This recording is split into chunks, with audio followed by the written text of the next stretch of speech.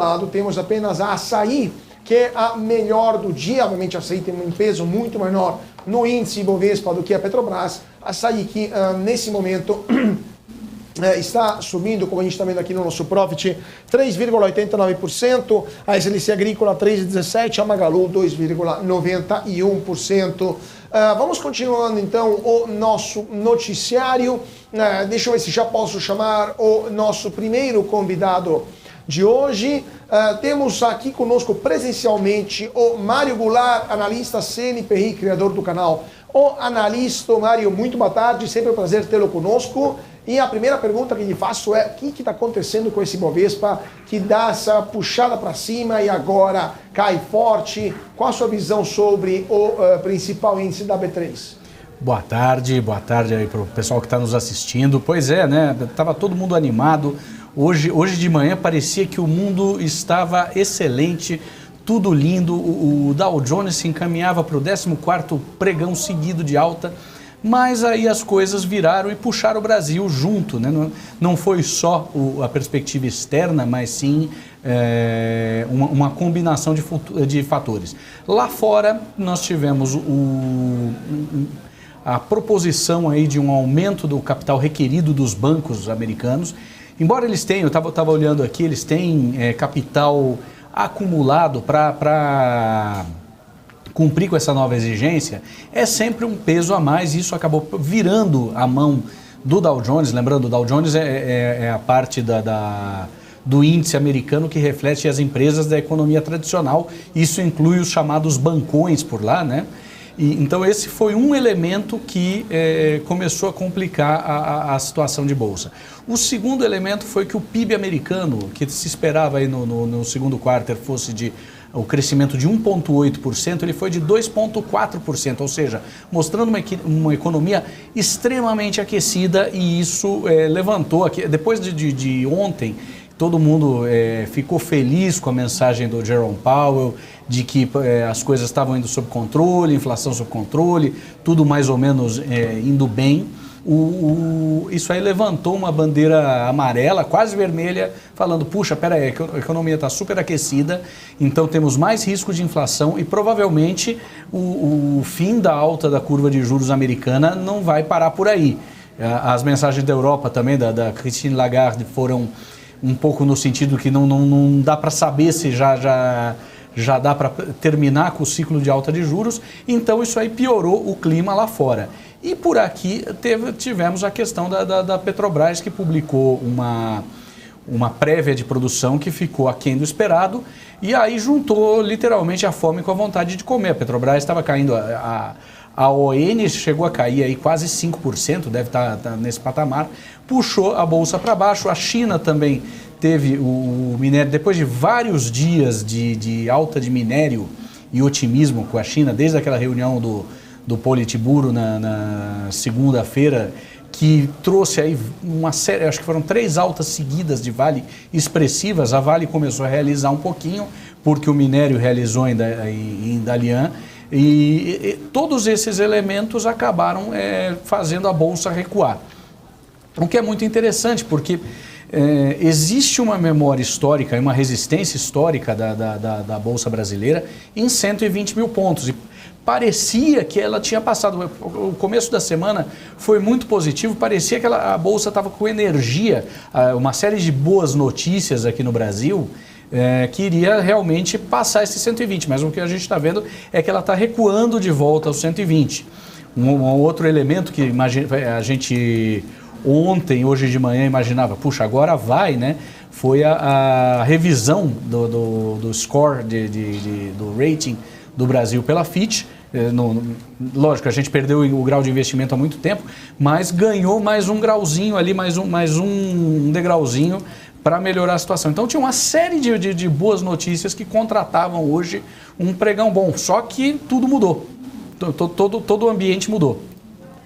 Pois é, né? Mas agora, só para a gente complementar esse ponto que você salientou, da alta que não tem dia para acabar, não tem limite para acabar, especialmente na Europa, a alta dos juros. A própria Lagarde disse que, se necessário, vão continuar subindo juros. Mas isso não poderia desencadear uma crise na Europa, como aquela que a gente viu, por exemplo, a crise da dívida soberana, que a gente já viu acontecer em 2012, 13 e 14, porque de fato vai se tornar muito caro para países com dívidas públicas superiores a 130, 150, até 180%, eu penso a Grécia, pagar esse serviço da dívida, pagar esses juros que vão comprometer uma parte cada vez maior do orçamento.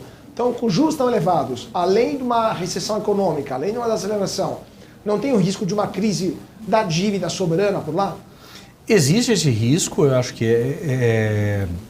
ele não pode ser ignorado, mas até agora as autoridades do Banco Central Europeu têm minorado essa possibilidade, eles têm insistido aí no juro alto, depois de tantos anos de Europa, principalmente, com juros reais negativos, em alguns casos até com, acho que a Suíça durante um tempo teve juro nominal negativo, né? Mas esse efeito tem sido minorado porque a questão da inflação pesou muito na Europa e ela voltou a pesar nos últimos dias. O petróleo pulou de $72 o barril, parece também que ele tem um suporte eterno ali em $72. Nos últimos meses, toda vez que o petróleo bateu em 72, ele voltou para 80, 80 e pouco. Ele vem nesse mês numa subida contínua dos 72 até a última vez que eu tinha olhado o Brent ali, estava em 83,60. Isso aí preocupou novamente a questão da inflação. Outro fator foi um fator geopolítico, um agravamento da questão do conflito ali entre Rússia e Ucrânia, com o bombardeio de instalações portuárias ucranianas e o rompimento daquele acordo de cavalheiros que a Rússia e a Ucrânia tinham feito, proporcionou um aumento muito forte dos preços do trigo. Então, a inflação preocupa muito na Europa, embora já haja alguns sinais, lógico, o Reino Unido não está dentro do âmbito da zona do euro, mas ele está, mesmo que depois do Brexit, ele continua intrinsecamente ligado à Europa, né, até por uma questão geográfica, de posição. E apesar de termos tido aí um arrefecimento da inflação no Reino Unido, a inflação ainda preocupa, até por causa desses últimos elementos aí do petróleo, do trigo. Então esse é um elemento que a gente não consegue escapar dele, e o Banco Central Europeu, no seu papel de monitoramento, eles têm que fazer escolhas difíceis. Qual escolha puxa, vamos deixar a inflação correr solta e criar um problema, a inflação sempre é um problema para a população, ou vamos colocar um pouco mais em risco as contas de países fortemente endividados? A gente tem a Itália, tem Grécia, faz tempo que eu não vejo o patamar de PIB de dívida PIB da Espanha, mas provavelmente também. Então essa é uma escolha técnica e política que tem que ser feita e revista, não é um papel fácil. Pois é, né? Muito complicado. Depois eu queria também ouvir o David sobre isso, mas vamos continuando o nosso noticiário, que temos muitas coisas para analisar, iniciando pela notícia também que todo mundo estava esperando, porque a Caixa Econômica Federal vai começar a pagar o lucro do Fundo de Garantia no Tempo de Serviço, o FGTS. Nesta quinta-feira, a distribuição vai ser de 12,7 bilhões de reais dos resultados de 2022 e deve ser concluída no dia 31 de julho e destinada aos trabalhadores que possuíam saldo nas contas do fundo até dezembro do ano passado. O valor corresponde a 99% dos lucros líquidos obtidos pelo fundo em 2022 e, segundo a Caixa Econômica Federal, cerca de 217 milhões de contas poderão ser contempladas com os valores. De acordo com o Ministério do Trabalho e Emprego, o investimento dará aos correntistas do FGTS ganhos reais acima da inflação na ordem de 1,3%. No entanto, os valores são menores daqueles repassados em 2022, quando tinham sido distribuídos 13,2 bilhões de reais. Eu queria perguntar para ambos os senhores, iniciando pelo David e depois voltando para o analista, né, o Mário. O que os senhores acham vai acontecer com esse dinheiro? Porque temos uma população brasileira muito endividada, população brasileira que está querendo gastar mais e deve gastar mais por causa da inflação também, e ao mesmo tempo o governo não distribuindo tanto quanto o governo passado fez, mas dando esse auxílio a mais, né, esse aumento de renda de fato na veia aos correntistas, quem tem conta de FGTS ativa. Qual a opinião dos senhores? Vai ter um aumento dos gastos, então podemos ter um aumento, por exemplo, nas compras no varejo, nos alimentos, e eventualmente a inflação pode sofrer com isso? Ou os brasileiros vão usar esse dinheiro para pagar as suas dívidas e não teremos efeitos macroeconômicos maiores? David e depois o Mário. Cara, é uma pergunta interessante, mas é sempre bom esclarecer que esse recurso, ele continua preso ali, vinculado à conta do FGTS, e ele só é disponibilizado de acordo com algumas regras, como dispensa sem justa causa. Então não é que vai ser injetado diretamente na economia, né? Este valor, com certeza, aquelas pessoas que tiverem acesso ou por dispensa sem justa causa ou por uma das outras regras existentes para a liberação do FGTS, deve muitas vezes utilizar tanto para a quitação de contas, né, que estão em atraso. A gente sabe que infelizmente a população está bem endividada, como deve sim sobrar um percentual para a população que tiver acesso a esse recurso para injeção diretamente ali na economia.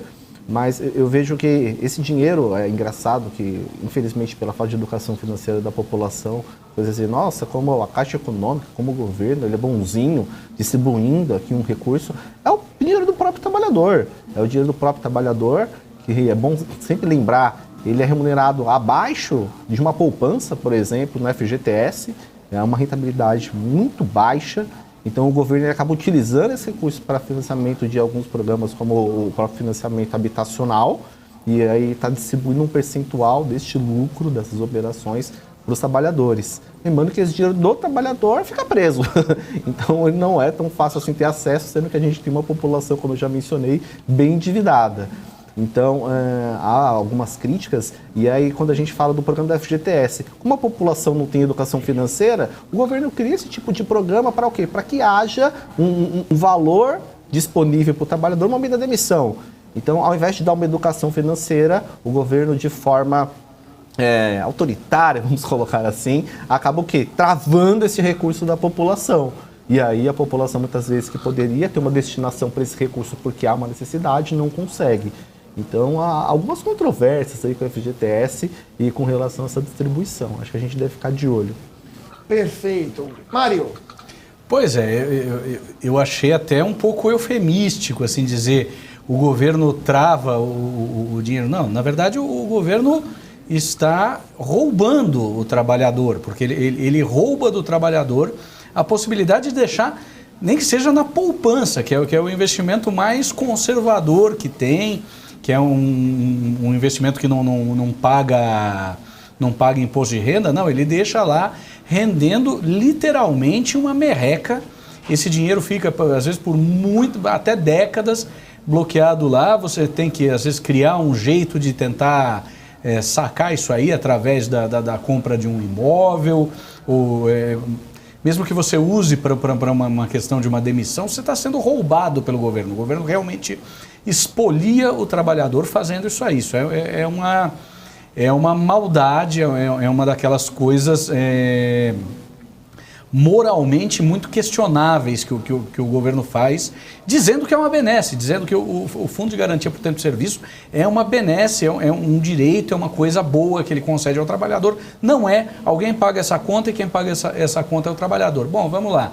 Ele está concedendo aí esse pequeno lucro que vai ficar ali bloqueado, só se realmente a pessoa, eu não sei nem se tem a hipótese, né, nesse caso de entrar no saque para compra de imóvel, eu não verifiquei. Tem essa possibilidade, mas também se tivesse tido um impacto muito bom, as ações das construtoras estariam bombando hoje, o que não está acontecendo. Então, você já lê por aí que o impacto vai ser mínimo, como não pode ser entrar na veia do consumo, também não tem um grande impacto aí, isso aí vai ficar parado ali, rendendo novamente uma merreca até que se possa tirar do fundo e fazer alguma coisa mais produtiva com esse dinheiro. Lamento, mas é triste dizer, mas isso acontece no Brasil, é uma forma de... engraçado, né? Que ninguém fala nos partidos da esquerda que isso sim é uma real exploração da classe trabalhadora. Pois é, né? De fato, lembrando que o FGTS rende menos do que a inflação. Como você falou, uma merreca é a definição adequada. JK, aqui temos mais notícias do mercado, né? Exatamente. A gente tem temporada, ainda falando de temporada de balanços, né? Resultados aí do GPA, que apresentou um prejuízo líquido consolidado aos controladores de 425 milhões no segundo trimestre de 2023. O resultado é 146% pior do que a perda registrada em um ano antes, se consideradas apenas as operações continuadas, porém o saldo ficou negativo em 330 milhões de reais, com uma piora de 54,6% em relação ao mesmo período de 2022. O EBITDA ajustado consolidado ficou em 257 milhões de reais, alta de 7,4%, enquanto o mesmo indicador para o GPA Brasil foi de 299 milhões de reais, com uma queda de 3,1%, já a receita líquida foi de 4,7 bilhões de reais, com uma alta de 13,5% sobre o mesmo período. Primeiro, claro, eu queria que vocês fizessem uma análise aí de GPA, né, dos resultados, e aproveitar a presença do Mário aí, ele falou bastante ali sobre, deu um panorama bem importante aí sobre o nosso cenário econômico. Eu queria até pontuar com ele aí, a gente entrou 2023 com uma recessão nos Estados Unidos, a possível recessão nos Estados Unidos, uma China sustentando o crescimento mundial, o Brasil com muita incerteza, e agora em julho de 2023 a gente vendo os Estados Unidos que não vai ter recessão, terminando o ciclo de aperto monetário, China crescendo pouco, Brasil ali tem elevação do rating, como você disse, o cenário mudando, né? Então, depois queria que você fizesse uma análise dessa diferença, né, que a gente encontrava no início do primeiro semestre, agora indo para o segundo semestre, totalmente diferente do que se esperava. Bom, isso impressionou muita gente. A questão da China, todo mundo esperava, fim do ano passado, acho que foi novembro, na virada ali de novembro para dezembro, a gente teve a reabertura da economia chinesa, né? E havia uma grande expectativa de que a China ia realmente ser um motor da economia mundial a partir dali, porque ela ficou parada, o consumo ia voltar, e não foi bem o que aconteceu. Tem uma série de fatores para isso. Eu acho que o primeiro deles é uma questão das bravatas geopolíticas do Xi Jinping. Xi Jinping entrou em um monte de confusões com relação a Taiwan, com relação a apoio à Rússia, com relação a contestações ao dólar, contestações à ordem mundial, que acabaram trazendo um ambiente ruim, onde o resto do mundo que usava a China, em benefício inclusive da própria China, para investimentos industriais, como a China era a fábrica do mundo, né? Esse movimento mudou por uma série de fatores. Mas eu acho que um deles é o discurso geopolítico. Hoje o mundo não quer mais depender de China, tanto porque você vê, por exemplo, nos Estados Unidos, o Rust Belt, lá, o cinturão da ferrugem, a região lá de Detroit e tal, o pessoal contestando, puxa, ficamos sem emprego, não tem mais indústria, então existe essa contestação. A segunda é porque a China realmente ficou mais cara, os salários da China não são aquela coisa barata que era quando esse movimento começou, então isso aí é um movimento. O segundo movimento, o capitalismo, as hostilidades para com os capitalistas chineses, e aí eu acho que o cara emblemático é o Jack Ma, e tudo que ele vem pastando, mas não foi só ele que vem sendo perseguido, também travaram um pouco do próprio investimento dos bilionários e milionários chineses na China. Esse pessoal está querendo tirar dinheiro da China porque eles sabem que uma hora a cabeça deles e o capital deles pode rolar. É aquela coisa de você ganhou, mas não pagou o DARF, né? Então alguém pode lhe dar uma pancada. A terceira razão é o esgotamento do modelo chinês de crescimento. O modelo chinês de crescimento, ele vinha com esse capital, com esse dinheiro que se acumulava de ser a indústria do mundo, ele ia se distribuindo para investimentos em infraestrutura e investimentos no setor imobiliário. Esse investimento no setor imobiliário parece ter, se não secado, passou do seu auge. A gente vê aí com a questão da Evergreen e das outras grandes construtoras chinesas, que você não tem mais esse movimento, você acompanha aquelas imagens de grandes bairros vazios, até sendo demolidos.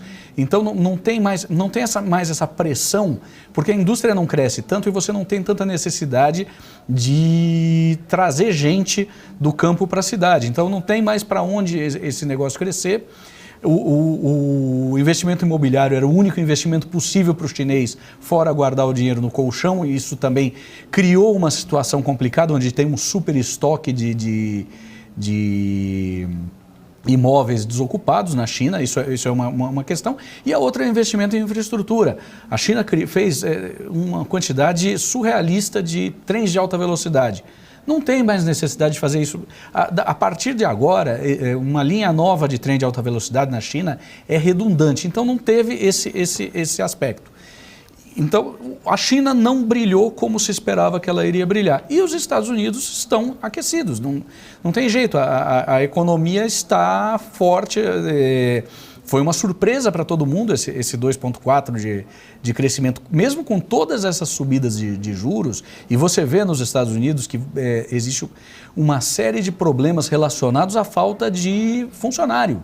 Não tem mão de obra nos Estados Unidos, uma série de aeroportos. O aeroporto de Newark está com problemas desde o começo do fim do mês passado, porque falta gente para coordenar o funcionamento e nós temos um mini caos aéreo lá que reproduz o que a gente teve no Brasil aqui entre 2006 e 2007. Então, são duas expectativas que se tinha que foram completamente frustradas, a realidade se mostrou totalmente diferente do que se imaginava. É impressionante, mas são os fatos. Pois é, né? David, o que você acha dessa situação? Bem colocado pelo Mário com relação à frustração ali com a China, até mesmo a própria reabertura, né? Por mais que tenha ocorrido ali em novembro, mas será que de fato ocorreu ainda? A questão de 2 meses atrás, a pessoa ainda esperando a reabertura chinesa, Até quando a gente fala com relação à Vale, aí no mercado fica, tem que esperar a reabertura chinesa, de fato ocorra, para que aí sim haja um movimento na companhia. Mas isso que a Isa mencionou com relação a esses pontos, toda essa mudança de cenário, isso serve para profissionais do mercado, claro que a população também, a população que investe, mas para profissionais do mercado sempre serem resilientes, acompanharem de fato e estarem atentos às mudanças e de fato aceitar que muitas vezes a gente acaba errando ali nas perspectivas, nas projeções. Recentemente eu conversei com um fundo e aí a gestão falando do cenário macro e eles apresentando ali que os Estados Unidos iam entrar em recessão pela alta dos juros e o mercado é feito de perspectivas. Então, se você comprou essa perspectiva de recessão, de uma recessão forte, acho bom rever, porque pode ser que não ocorra e aí o seu fundo vai pagar diretamente na cota. E em consequência, uma cota performando mal, você vai ver resgate dos investidores. Então a gente vê a economia americana ainda muito forte, por mais que a gente veja o aumento dos juros, a gente vê a questão da geração de empregos, a falta de mão de obra, resultados fortes com relação ao PIB. Então tudo isso traz toda a resiliência norte-americana. O Brasil, uma boa melhora no cenário, nas perspectivas, até com o rating sendo melhorado também. Lembrando que isso não é de agora, não é desse ano de 2023, e sim de algumas reformas importantes que nós tivemos nos últimos anos, algumas reformas estruturais, e ainda que deve, para que a gente chegue a um grau de investimento, passar também por um resultado fiscal relevante para o mercado, né, satisfatório. Então, eu acho que a gente tem alguns desafios no Brasil, mas só que a gente vê com boas perspectivas. E China, como eu mencionei, o Mário trouxe muito bem, ainda o mercado fica com uma certa interrogação. Eu acredito ainda no mercado asiático, pensando para médio e longo prazo, vejo com bons olhos. Mas no curto prazo a gente vê que neste momento, até Brasil, nossa, David, mas a bolsa está elevada. Ainda tem muito ativo descontado. No segundo semestre, com queda de juros, a gente deve ter ainda boas perspectivas para renda variável. Vamos ver então o que vai acontecer nesse momento, 4 horas e 53 minutos. Ibovespa continua, deixa eu pegar aqui, o Ibovespa continua piorando sua performance, desempenho que cai 2,14%. A Bolsa de Valores de São Paulo, Ibovespa, agora perdeu o patamar dos 120 mil pontos e voltou aos 119.934 pontos. Petrobras não para de cair, 5,51% de queda. Gol agora se tornou a primeira, está disputando quem é a pior do dia entre Gol e Petrobras, as duas mais do que 5,50%. Petrobras preferencial logo atrás, 5% de queda. Azul também cai forte, 4,29%. Açaí, SLC Agrícola e Magalu são entre as maiores altas de hoje, mas não conseguem segurar o Ibovespa, que está em vermelho profundo. Então, dia de luta para o principal índice da Bolsa de Valores de São Paulo. O dólar sobe 0,38%, R$ 4,74. Gente, vamos para um rápido intervalo. Já voltamos com o nosso segundo convidado de hoje. Então, não saia daí, porque voltamos já já.